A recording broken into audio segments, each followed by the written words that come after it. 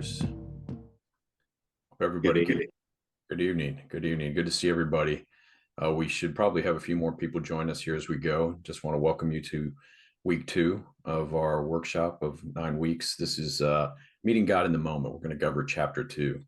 And this evening, I just want to tell you up front that Jim Heaney was not able to be with us tonight. He's actually traveling across country, going back home. So I hope he'll be with us here next week. But we actually do have some video of Jim from our meeting earlier today to share with you. But again, welcome. It's really good to see everybody. And we're going to begin. Chester.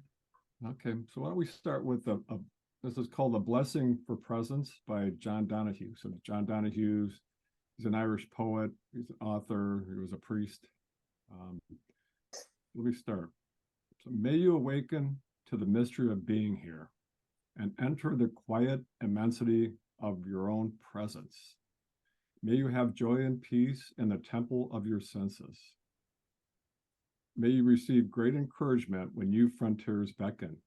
May you respond to the call of your gift and find the courage to follow its path. May the flame of anger free you from falsity. May warmth of heart keep your presence aflame and anxiety never linger about you. May your outer dignity mirror an inner dignity of soul. May you take the time to celebrate the quiet miracles that seek no attention. May you be consoled in the secret symmetry of your soul. May you experience each day as a sacred gift woven around the heart of wonder. Thank you, Chester. And gentlemen, I'll post that poem and blessing that Chester shared from John O'Donohue on our website so that you can all revisit that if you'd like. I'd like to remind everybody that we're in council. We have the candle of presence lit here. And therefore, I'd like to invite 2 to 3 dedications to open our circle this evening. So please feel free to give us a dedication, offer a dedication. I'll dedicate this gathering to my son, my youngest son, with whom I spent the weekend. And he's had a number of struggles over the years, but is doing really well now. And I'm extremely grateful for that. So that's my dedication. All in. All in. All in.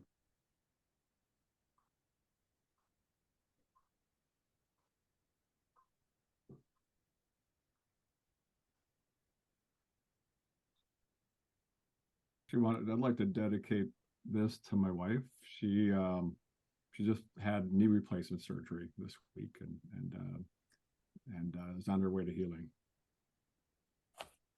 All in. All in. I'd like to dedicate this to my daughter, Harris, who's working through anxiety issues. Here. All in. Here. Here. I'd like to dedicate this to my friend Dave, who decided that this world was not the place for him right now. And he has left his wife, I believe 2 children. And so I guess ultimately I dedicate it to his family, who is in grief. Here. All in. All in. All in here.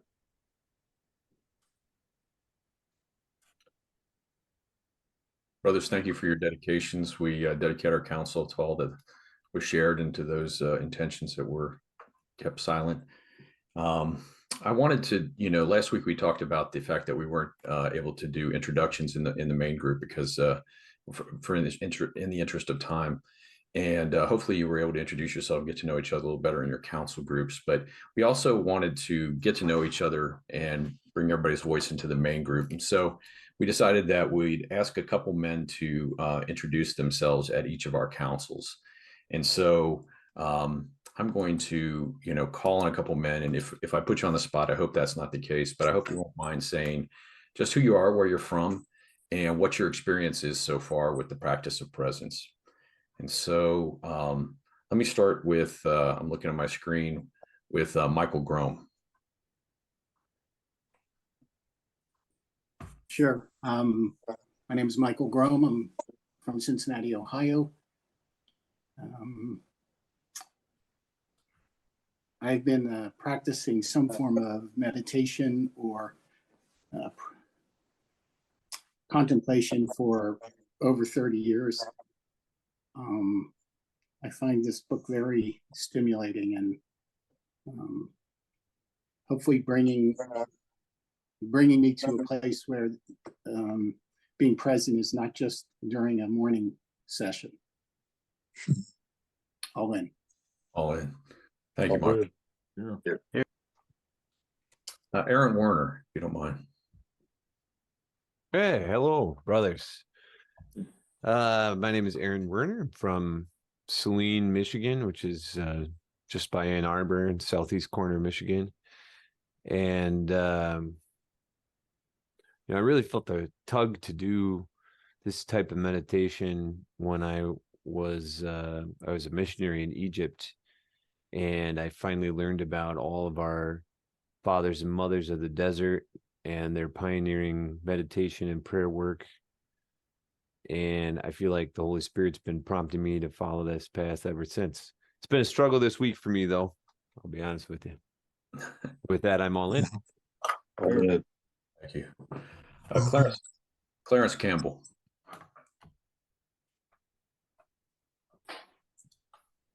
Can you hear me? You bet. Finally. Thank you. Thank you, Brian. You're very helpful. I'm Clarence Campbell, and I live here in Columbus, Ohio. I am a minister. I am a minister with the First Christian Spiritualist Church here in Columbus. And I've been involved with the ministry on and off for about 30 years. I'm a father, a grandfather, a great-grandfather. So grateful for, pardon? I think it might have just been an echo, Clarence. Okay. But I've been doing some type of spiritual practice and discipline, basically with A Course in Miracles. I've been doing that for about 11, 12 years. And it pretty much echoes what's going on here in the presence of, choosing the presence of God. And similarly, what the Course calls like a holy instant is but that moment where you make that choice or that shift from following your ego and listening to the voice of the Holy Spirit. So that has been my continual practice. And I teach it every Sunday morning from 9:15 to 10:30 at the First Christian Spiritualist Church. But this pretty much echoes what I've been doing over the years. So I'm grateful for this group because I like the synchronicity of it and the getting together with other men who love God and want to open up their hearts and just do great service for humanity. That's what I like to say. All in. Thank you. All in. Yeah. Let's do one more. How about, is it Jan Miller? Is that right?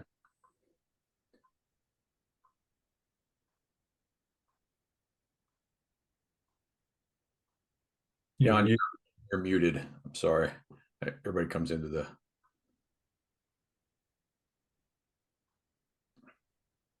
Yeah, my mother was named after my grandfather, but my mother called me Jan rather than Jan. She was not especially proud of being Polish, I guess. Anyway, I'm from Richmond, Virginia, and I'm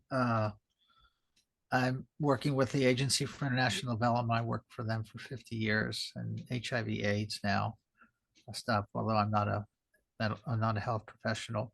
And I'm just I'm 77 and I'm just beginning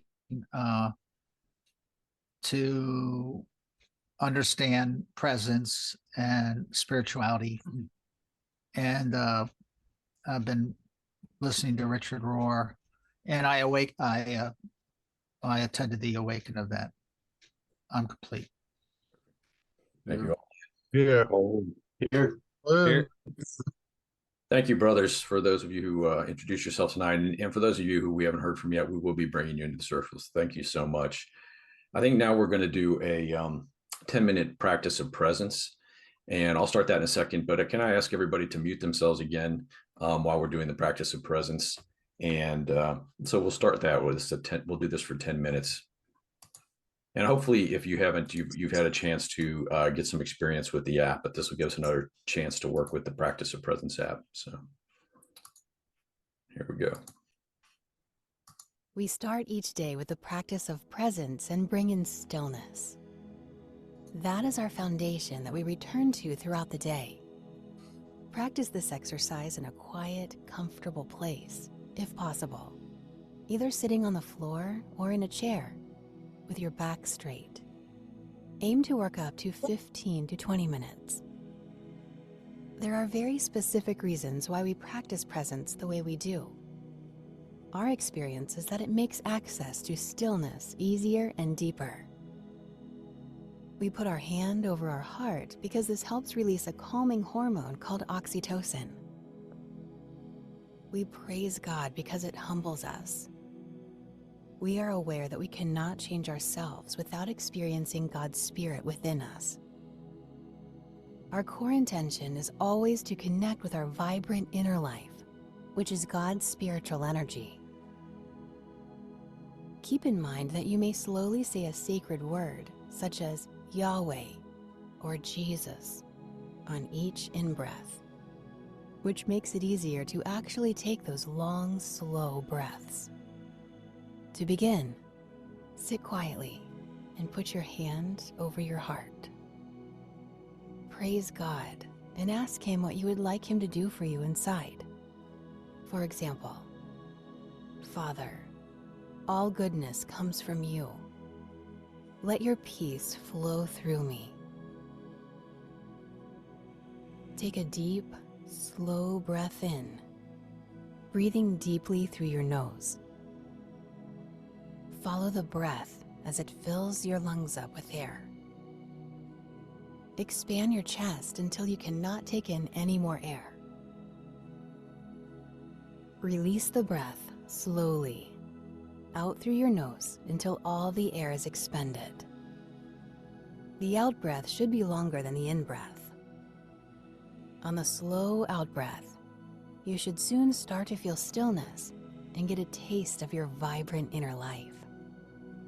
It is when you start to become aware of it on some level. Focus on the breath with each slow intake and each slow outtake. Focusing on the breath is essential in the practice of presence. When we are consciously focusing on our breath, we cannot think at the same time. When we are consciously present, there are no worries, anxieties, or stress, no lack of self-esteem, because none of that exists in this present moment. It only happens in our unobserved mind, when we are unconsciously living through memory or anticipation. It is important to continue taking 3 deep conscious breaths once an hour or more throughout the day.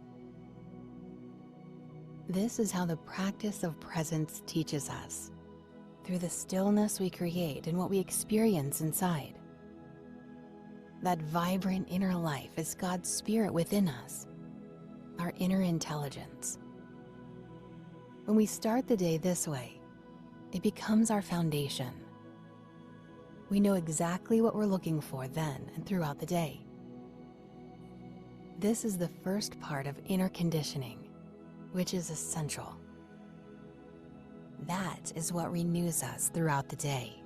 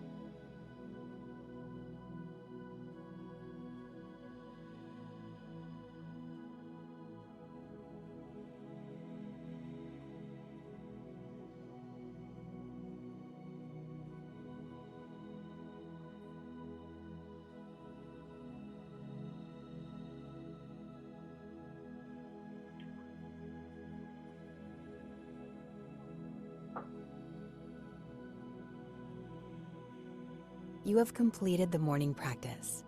Now continue taking 3 conscious breaths or more every hour.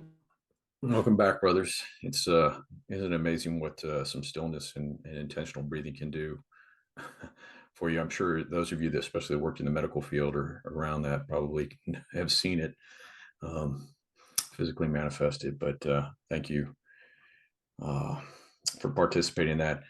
I think we're going to start this week. Again, I'm Brian and Chester and Mark, and we're facilitating again this evening. And I think we're going to jump into our program now. And one of the things that we had asked is if anybody has any questions to go ahead and send those to us. And I hope those of you that have reached out to us during this week have found us responsive to any questions you might have had. But answers@choosingpresence.org is the email address that goes to myself, Chester, Mark, and Jim. And we had one man submit a question, and he's not with us tonight. But I did ask him if it was okay if we read his question out at our gathering and answered it here together. So I don't see him. It's Bill Haart. He's not with us tonight, but he asked this week.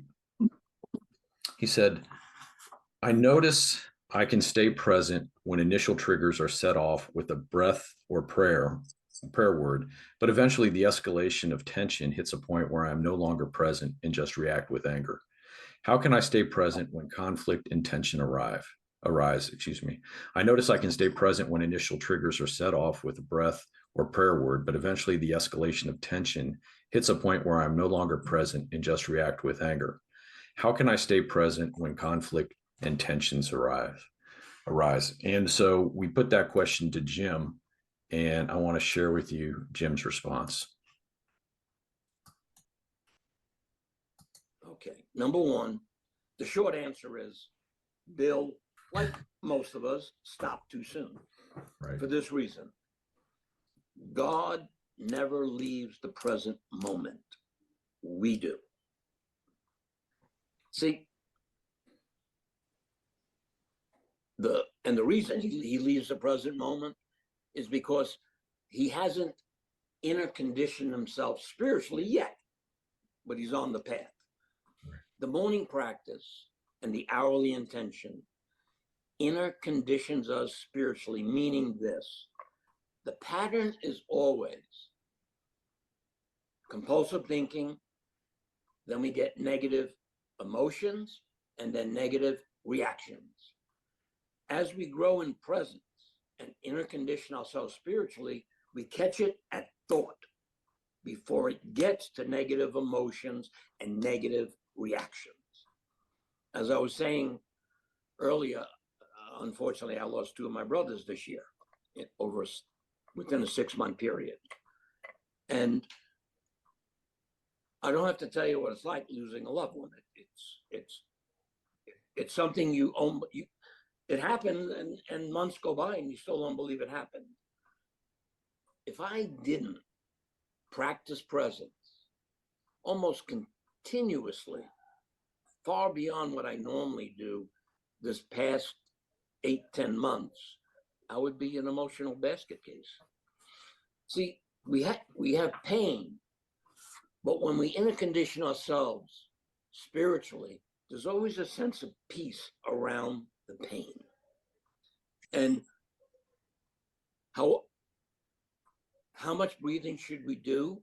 It doesn't really matter, because when we're consciously breathing with intention, we don't have no anxiety, we don't have any inner fears, we don't have any stress, we certainly don't have any lack of self-esteem. We have pain, but there's a sense of peace around that pain. That is the power of presence. That is the power of contemplative presence. But the thing is that we are not doing it. It's being done to us as we bring in stillness with the right intention. So when we say, it becomes an automatic reflex, because we know absolutely we have access to God's spirit through stillness is always. So when we realize we're not doing it, we're not creating it, and we're not controlling it. We can only be present to it. And that's why it's not just relief, it's a cure, because access is always. But we have to inner condition ourselves spiritually to have the inner confidence to not only just believe it, but to know it through our own experience. Now, if we do it intermittently, we may get some relief. It's not a cure. Once we know we're not doing it, but we have the gift of connecting with the power that can change us from the inside, God's spiritual energy, that changes our life. It makes our entire life, I don't know, pretty much fearless. Right. We know that no matter what happens, we always have that alternative, that contrast. See, it's not the circumstances in our life, it's the content of our mind that drives our inner negativity. And without a contrast, without an alternative, we're stuck. We may get some relief, but it's not a cure. And Jim, I was going to say that Bill's question actually really brings us really well into the topic for week 2, which is meeting God in the moment. Because he speaks specifically to moments where he's triggered to the point of possibly reacting in anger. And you say God is always in the present. God is always in the present moment. Yes, absolutely. He's always in the present. Go on. No, and so absolutely. So it's about finding that presence that actually keeps us from responding in sort of conditioned or reactive ways that we've always done in the past. Mm-hmm. Yes. But don't forget, by doing it consistently, by doing the morning practice and the hourly practice, it's very subtle how it happens. All of a sudden we realize, boy, I'm not nearly as impatient as I used to be. I certainly not as angry as I used to be. I don't get those anxiety spikes like I used to. And all of a sudden you find yourself feeling unease at some level and you start breathing, okay? And it's not just breathing. It's not a physical practice. It's a spiritual practice because it's done with intention.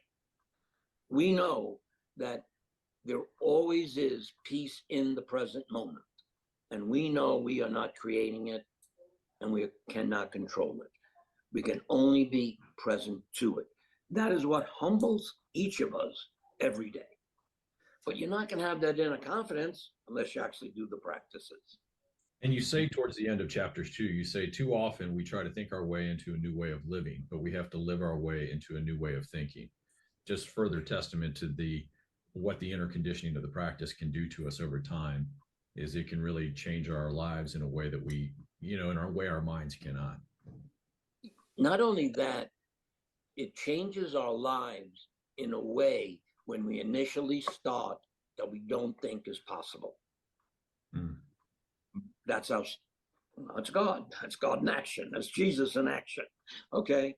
If you asked me 25 years ago, well, Jim, tell me what presence does. I had no idea. I want to feel good. I want to be at peace. I want to have a relationship with God, and all that's okay. But it's only going to give us relief. It's when you know that you cannot do anything meaningful in your life without having union at some level with God's Spirit.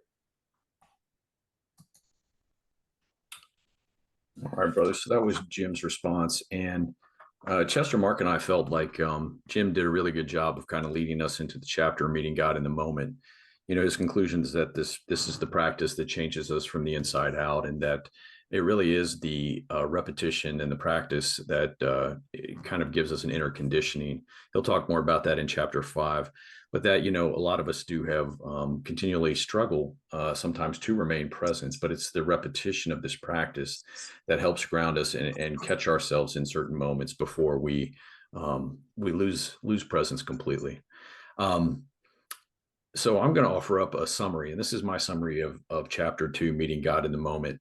And when I hear Richard Rohr speak, one of the things I always like about when he starts to speak is he say, let's say a prayer that whatever I say here might be helpful to everyone present tonight, or at least something that I say is meaningful. And I say this because every time I read through the book, Choosing Presence, it just creates different associations for me, and it seems to open up new doors. So I imagine my summary is different than the summary I would have offered a year ago when we did this course. So I want to start this summary of the chapter off with what Jim says right at the end of the chapter. He says in one of the last paragraphs, he says, too often we try to think our way into a new way of living. We have to live our way into a new way of thinking. And, this is very close to what Richard Rohr says. Every change of mind is, first of all, a change of heart. And Jim is nothing if not heart. For those of you who know the Enneagram, he's a 3 on the Enneagram. So he's right in the center of that heart section. And it's just the more spiritual work that I do, the more I realize that I have to bring a lot of my learning, a lot of my being out of my head and bring it into my heart. And that's where the presence, God's presence is. That's where there's deep growth and change and just much more meaning in life is in the heart space. So Jim begins this chapter with an anecdote where he talks about his serving at Mass as a child, and how after those morning masses, he would find himself walking home or walking to school and just be in a really beautiful space of presence without fully being able to realize it or articulate it. And I think this is a real important touchstone for us all, because I think it was probably easier for most of us when we were young to really be more present or to have these moments of presence. But I think it's also important for us to maybe reflect on this. So maybe this is even a journal question or something that you want to bring in into your practice a little bit. It's just to reflect on times when you may have been present. And it really is easier sometimes to see those in retrospect and realize like, hey, I was really present in that moment. And what were the conditions? What was it about that moment that really brought me into this closer presence where I could feel God and I could just fully be and not be thinking about the past, the future, just really be in the moment and feel alive and just whatever that means. I mean, it's just so many emotions that may come to mind. So he goes on in the chapter and he says, what does it mean to have, what does it mean to have a personal relationship with God? And I put in parentheses, what are the benefits of presence? And what does it mean to have a personal relationship with God? Those of us, we were talking a little bit about this in our preparatory meeting this morning. I was raised Catholic, and I think some of you were as well and can reflect on this, but I don't remember a lot of emphasis on having a personal relationship with God. I think this was an insight that the Protestants brought to the Christian tradition, is that you can have a very personal relationship with God as well. And it's profound to think about that way, but that's really at the heart of how Jim teaches presence, is about finding God in that present moment and having a relationship with God in the present moment. And what this made me think is actually is of the, many of you probably subscribe to the daily meditation that comes from the Center for Action and Contemplation. And it was very timely. The one today reflects on a recent episode of Turning to the Mystics, which is a podcast that's hosted by James Finley. And in today's email, it says James Finley points to the guidance of Mechtilde of Magdeburg. In her book, The Flowing of the Light of the Godhead, Mechtilde shares this deepening love between herself and God, but she doesn't share it by talking about it. She lets us in on it with the language of intimacy and bears witness to it. Finley continues, he says, God says to her that he's so freely chosen to be so hopelessly in love with her that he quite honestly doesn't know if he could handle being God without her. And she says back to God, take me home with you. I'll be your physician forever. The power of these words is that as we're reading them, we know they are true of us. We know that God has freely chosen to be so hopelessly in love with us, that God doesn't know if God can handle being God without us in our brokenness. It circulates back around, and we give back to God from the gift that God longs for, which is us, all of us. And I'll provide a link to that in our summary this week. But I mean, it's almost embarrassing to me, the language. It's just so beautiful about God falling so deeply and hopelessly in love with her. I mean, that's really a profound relationship with God, but that's what we really long for. Many of us may have felt that at certain points in our lives when we fall in love with somebody. Later in life, we might feel that more for children or grandchildren or even pets. But that deep power of love, to know that God craves that relationship with us, is really profound, and really is at the heart of being present in the present moment. Further in the chapter, Jim talks about God as teacher. And I put in parentheses, why or what role does God play in presence in my life? He talks about humility. And again, this practice is not about what we're doing, but what is being done to us through stillness, through breathing, through just settling, not resisting. The resistance is is a topic that's going to come up again and again. But what is happening in this practice when we don't resist presence? And what came to mind in this section for me is the 12-step wisdom, which I just love, is don't just do something, sit there, because it's very antithetical to our culture.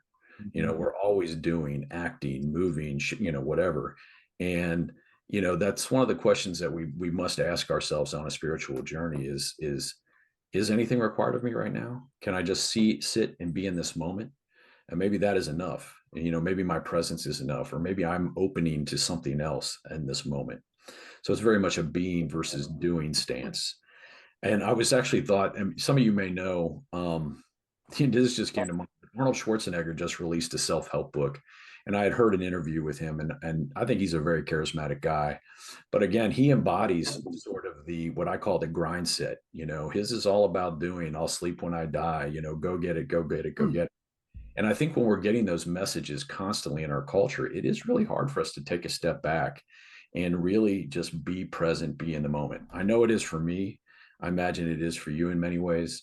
And there's all these times where we think, I should be doing this, I should be doing that, when actually we should just be, sit and be. So the conclusion of this chapter is, again, this is the practice that changes us from the inside out. And when we manifest that change on the inside, obviously it changes the whole world around us, changes our relationships, it changes our relationship with the world. So this is kind of a game changer.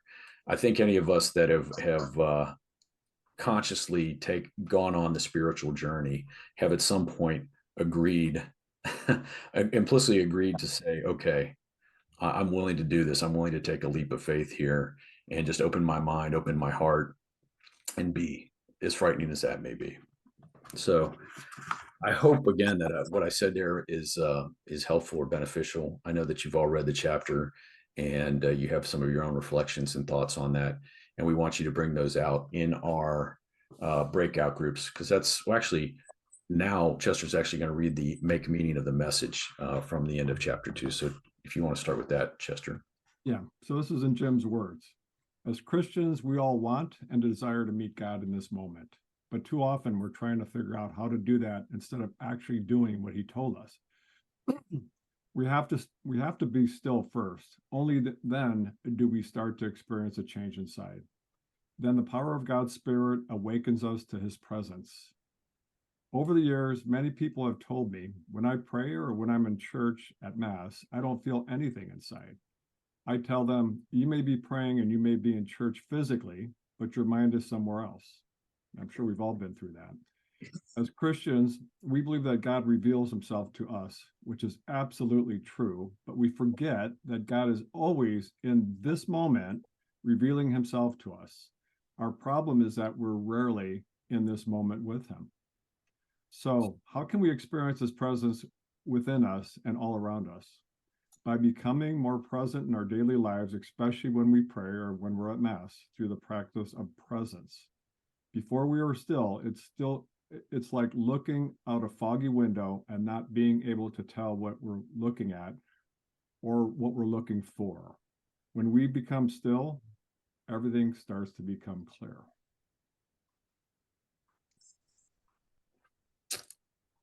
Thanks, Chester. And I'm working on the breakout rooms now, so maybe if we can move into the intentions of counsel.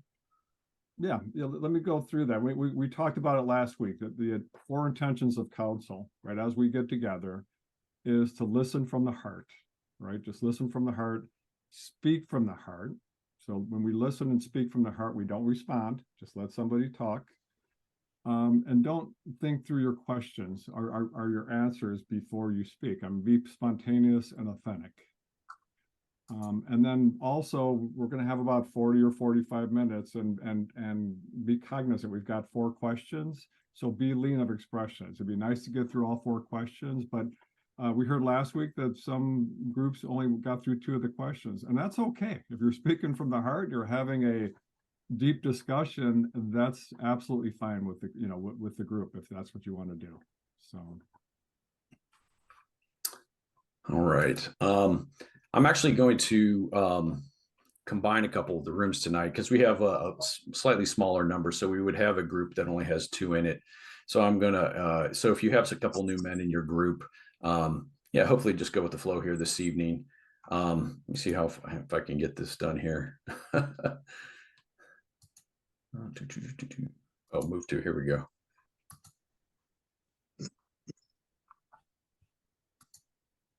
All right. And again, gentlemen, we want you to feel like you're open and honest when you are sharing. And so again, they won't be recorded. So we'll keep that open. So what we're going to do it for, I'd say 45 minutes tonight. We're going to open the rooms, and you should get a notice on your screen when we're about to come back, about a 15-second notice. So with that, I'm going to go ahead and. Hey, Brian, somebody's asking, will the questions be in the chat room? I'm glad you asked. Thank you. Yes, let me cut and paste those into the chat again. These again are the questions that come, the journaling questions that we include.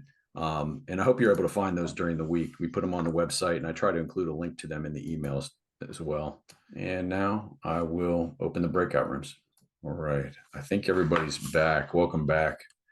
I hope you had a wonderful council experience tonight. Thank you for bearing with me. I'm obviously not quite on it here. It's 9:30 already, but we just have a few more things before we wrap up. And next, I'm going to pass it over to Mark. And Mark's going to talk a little bit. Jim wanted us to talk a little bit again about the 3 questions. So, Mark.